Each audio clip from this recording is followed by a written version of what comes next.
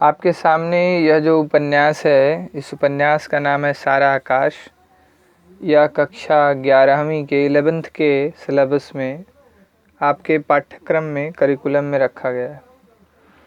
इसके अलावा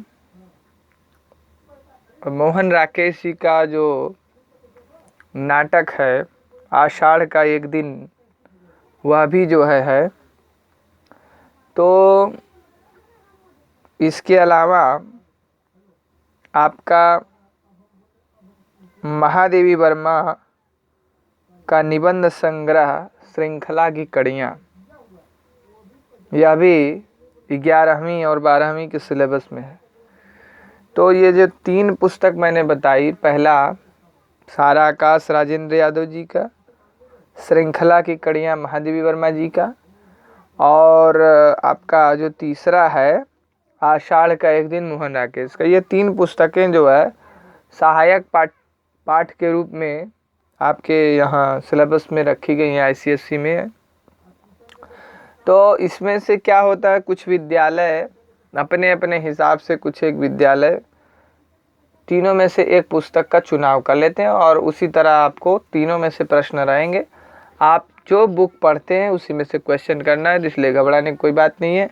आप सारा आकाश से करिएगा, क्योंकि सारा आकाश आपके विद्यालय में, हमारे विद्यालय में, ये हमारे स्कूल में ये जो है यही किताब जो है सारा आकाश चलती है। देखिए सारा आकाश ये क्या है, तो उपन्यास है। किसके द्वारा लिखा गया है? राजेंद्र यादव जी के द्वारा लिखा गया है। सारा आकाश किसके द्वारा लिखा गया है? तो राजेंद्र यादव जी के द्वारा लिखा गया है।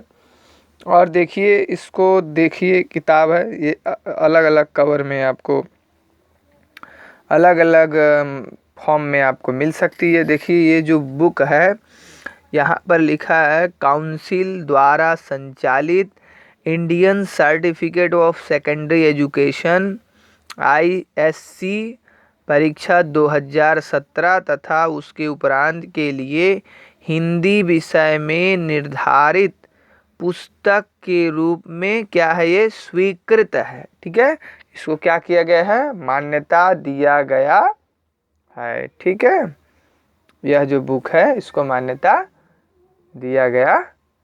ठीक है, अब देखिए पीछे जो इसका, ये थोड़ा देख लीजिए। राजेंद्र यादव जी के बारे में लिखा गया है।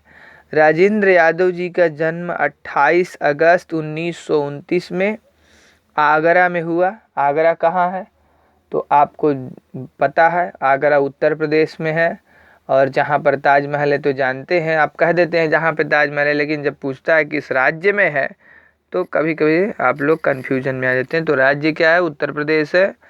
तो आगरा में हुआ था। शिक्षा इनकी क्या थी? MA किया था इन्होंने हिंदी से, और प्रथम श्रेणी में तो पास हुए थे, लेकिन प्रथम स्थान इन्होंने पाया था। कहाँ पाया था भाई?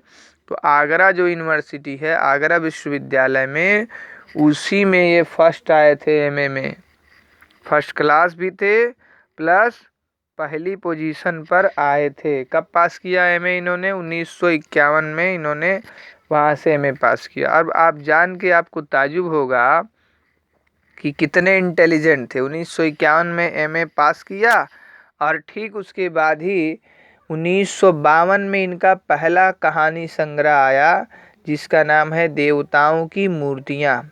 क्या नाम है? देवताओं की मूर्तियाँ।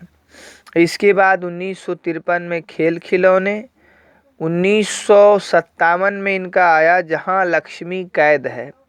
ठीक है, अभिमन्यु की आत्महत्या 1959, छोटे छोटे ताजमहल 1961, किनारे से किनारे तक 1962, टूटना 1966, चौखटे तोड़ते त्रिकोण 1987, श्रेष्ठ कहानियाँ, प्रिय कहानियाँ, प्रतिनिधि कहानियाँ, प्रेम कहानियाँ, चर्चित कहानियाँ, मेरी 25 कहानियाँ, अब तक की समग्र कहानियाँ, यहाँ तक पड़ाव 1, पड़ाव 2, इन सब का जो है प्रकाशन 1979 में हुआ था।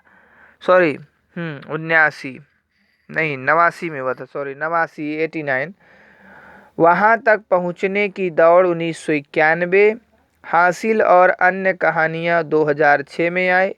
और जो हमारा उपन्यास है जिसे हमें यहाँ पढ़ना है, सारा आकाश, देख लीजिए ध्यान से, यह 1959 में सारा आकाश के नाम से प्रकाशित हुआ। किस नाम से? सारा आकाश के नाम से 1959 में प्रकाशित हुआ, 1959 में। इसके पहले 1951 में ये उपन्यास प्रेत बोलते हैं, प्रेत बोलते हैं के नाम से 1951 में ये क्या हुआ था? प्रकाशित हो गया था। और ये कब का समय है? जब राजेंद्र यादव जी ने एमए पास किया था। यानी आप समझ सकते हैं कि इस उपन्यास में जो व्यथा है, जो कष्ट है, किसका है?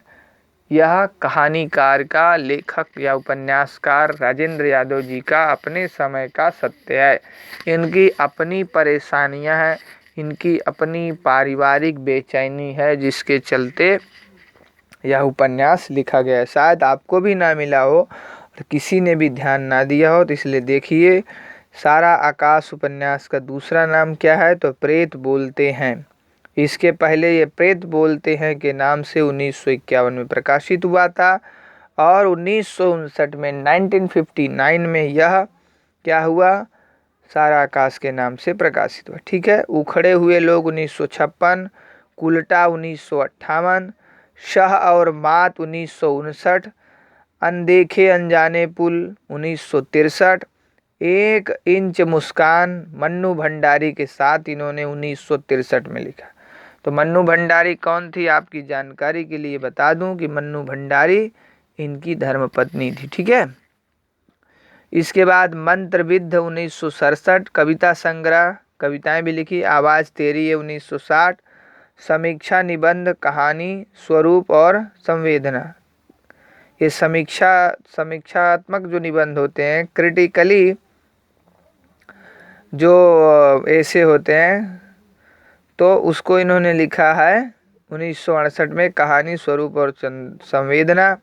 प्रेमचंद की विरासत 1978, 18 उपन्यास 1981, औरों के बहाने 1981, कांटे की बात 12 खंड इन्होंने 1994 में, कहानी, अनुभव और अभिव्यक्ति 1996 में, उपन्यास, स्वरूप और संवेदना 1998 में, आदमी की निगाह में औरत 2001, वे देवता नहीं है 2001। अच्छा, इनकी जो आत्मकथा है यह मुड़ मुड़ के देखता हूँ 2001 में आई थी। मुड़ मुड़ के देखता हूँ 2001 में इनकी आत्मकथा आई थी। आत्मकथा का नाम क्या है? मुड़ मुड़ के देखता हूँ 2001 में। ठीक है। इसके अलावा इन्होंने कुछ पत्र पत्रिकाओं का भी संपादन किया, जिसमें एक दुनिया समानांतर है 1967 में, कथा दशक हिंदी कहानियाँ 1981-90, मेरे साक्षात्कार 1994, आत्मतर्पण 1994, अभी दिल्ली दूर है 1995, काली सुर्खियाँ, अश्वेत कहानी संग्रह। अश्वेत यानी जो काले लोग अफ्रीका की कहानियां हैं, उनको इन्होंने इसको किया है 1995 में। कथा यात्रा 1965, अतीत होती सदी और स्त्री का भविष्य 2001 में, औरत उत्तर कथा 2002, पितृसत्ता के नए रूप 2003, कथा जगत की बागी मुस्लिम औरतें 2006, अब वे वहाँ नहीं रहते 2006, मुबारक पहला कदम 2011, 25 कहानियाँ 2011। और सबसे बड़ी बात यह है कि प्रेमचंद्र जो पत्रिका चलाते थे, हंस, प्रेमचंद के निधन के बाद बंद हो गई थी, उस पत्रिका की शुरुआत इन्होंने फिर से 1986 में की। और अगस्त 1986 से लेकर के अक्टूबर 2013 तक, 27 अक्टूबर तक इन्होंने उसको चलाया, यानी मरने से एक दिन पहले तक। अब इनकी मृत्यु कब हुई थी? तो इनकी मृत्यु 28 अक्टूबर 2003 में हुई थी। इसके अलावा जो काम किया है, अजनबी, कामू, ये सारे उपन्यास कथा शिखर के नाम से 2 भाग में, एक मछुआ एक मोती, स्टाइनबर्ग, मतलब अलग अलग राइटर्स का भी इन्होंने क्या किया था? अनुवाद किया था। तो ये रहा। आप बुक खरीदेंगे तो आपको पीछे मिल जाएगा। बहरहाल मैंने इसलिए दिखा दिया कि आप बुक के पीछे भी थोड़ा देख लिया करें। अब इस बुक में मैंने आपको एग्ज़ाम से पहले कुछ एक नोट्स टाइप का दे दिया था जल्दी जल्दी करके, लेकिन अब हम लोग विधिवत जो है आपका जो सारा आकाश है उसे पढ़ेंगे। 11 का क्या सिलेबस होगा इसकी एक छोटी सी वीडियो आपको जारी कर दी जाएगी, यूट्यूब पर मेरे चैनल पर ही आपको मिल जाएगी। ठीक है, वासम में आप जाएंगे तो भी मिलेगी, नहीं जाएंगे तो उसके पहले ही मैं प्रोवाइड करा दूंगा। देखिए, सारा आकाश की विधा क्या है? विधा माने किसी भी रचना को लिखने की स्टाइल होती है, कविता, कहानी, तो इसी तरह की विधा इसको हिंदी में बोला जाता है। उपन्यास है, प्रकाशन वर्ष 1959 ईस्वी है, लेखक इसके राजेंद्र यादव हैं। इस उपन्यास के 2 भाग हैं, पूर्वार्ध जिसका नाम है सांझ, उसके साथ ही इसमें एक और बात जुड़ी है, बिना उत्तर वाली 10 दिशाएं। दूसरा इसका भाग है उत्तरार्ध, सुबह जिसका नाम है प्रश्न पीड़ित 10 दिशाएं हैं। ठीक है, इसका प्रमुख पात्र जो है, प्रमुख पात्र समर है, और इसका अगर कहें पुरुष पात्र और स्त्री पात्र में बांटे तो पुरुष पात्र समर है जो कि नायक है, इसका हीरो है। और वो प्रतिनिधित्व किसका करता है? तो वह प्रतिनिधित्व स्वयं रचनाकार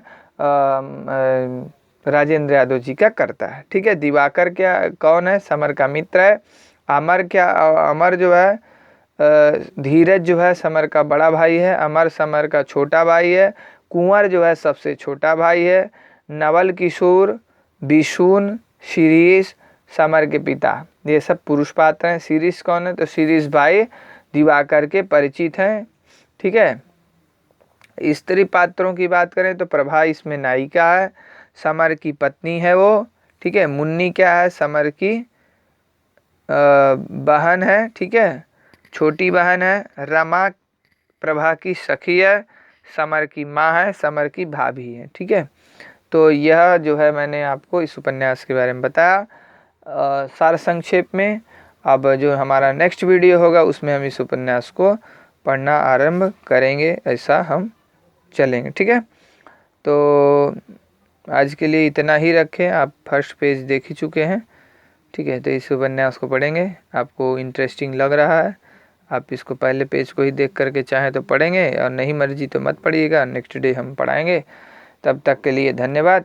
फिर हम इसके पहले भाग में, आप कहें तो ये पहला भाग नहीं है, ऐसे ही सारा आकाश परिचय है, और हम एक एक अध्याय का जो है सारांश लेते हुए चलेंगे, इंपॉर्टेंट लाइंस को करते हुए चलेंगे।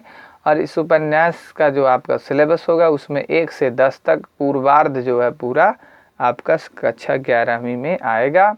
तब तक के लिए धन्यवाद, फिर हम जल्दी ही मिलेंगे।